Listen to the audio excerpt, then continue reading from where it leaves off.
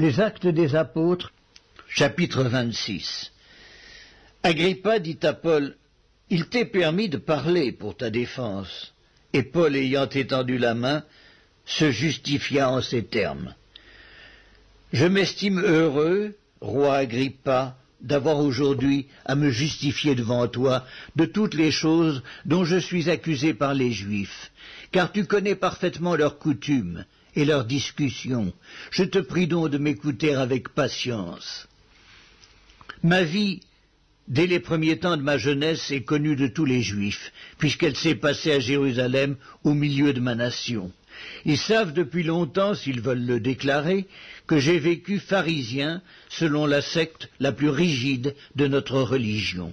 Et maintenant je suis mis en jugement parce que j'espère l'accomplissement de la promesse que Dieu a faite à nos pères et à laquelle aspirent nos 12 tribus qui servent Dieu continuellement, nuit et jour. C'est pour cette espérance, ô roi, que je suis accusé par des Juifs. Quoi, vous semble-t-il incroyable que Dieu ressuscite les morts? Pour moi, j'avais cru devoir agir vigoureusement contre le nom de Jésus de Nazareth. C'est ce que j'ai fait à Jérusalem.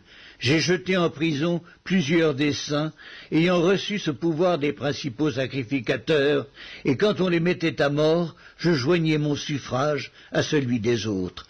Je les ai souvent châtiés dans toutes les synagogues, et je les forçais à blasphémer.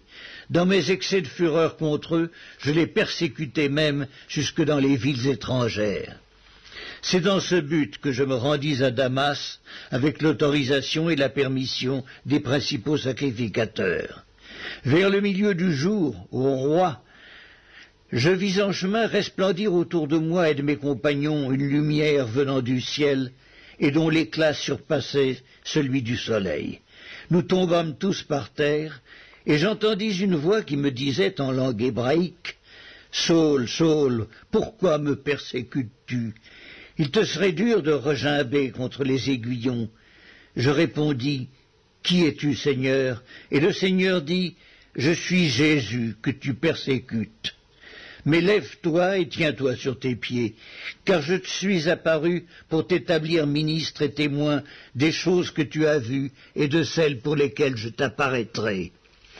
Je t'ai choisi du milieu de ce peuple et du milieu des païens vers qui je t'envoie, afin que tu leur ouvres les yeux pour qu'ils passent des ténèbres à la lumière et de la puissance de Satan à Dieu, pour qu'ils reçoivent par la foi en moi le pardon des péchés et l'héritage avec les sanctifiés.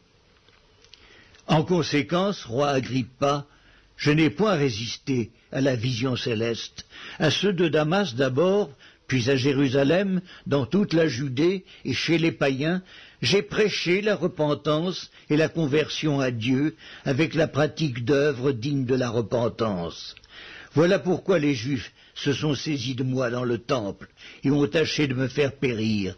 Mais, grâce au secours de Dieu, j'ai subsisté jusqu'à ce jour, rendant témoignage devant les petits et les grands, sans m'écarter en rien de ce que les prophètes et Moïse ont déclaré devoir arriver, savoir que le Christ souffrirait et que, ressuscité le premier d'entre les morts, il annoncerait la lumière au peuple et aux nations. » Comme il parlait ainsi pour sa justification, Festus dit à haute voix, « Tu es fou, Paul, ton grand savoir te fait déraisonner. »« Je ne suis point fou, très excellent Festus, » répliqua Paul, « ce sont au contraire des paroles de vérité et de bon sens que je prononce. Le roi est instruit de ces choses, et je lui en parle librement, car je suis persuadé qu'il n'en ignore aucune, puisque ce n'est pas en cachette qu'elles se sont passées. Crois-tu au prophète, roi Agrippa?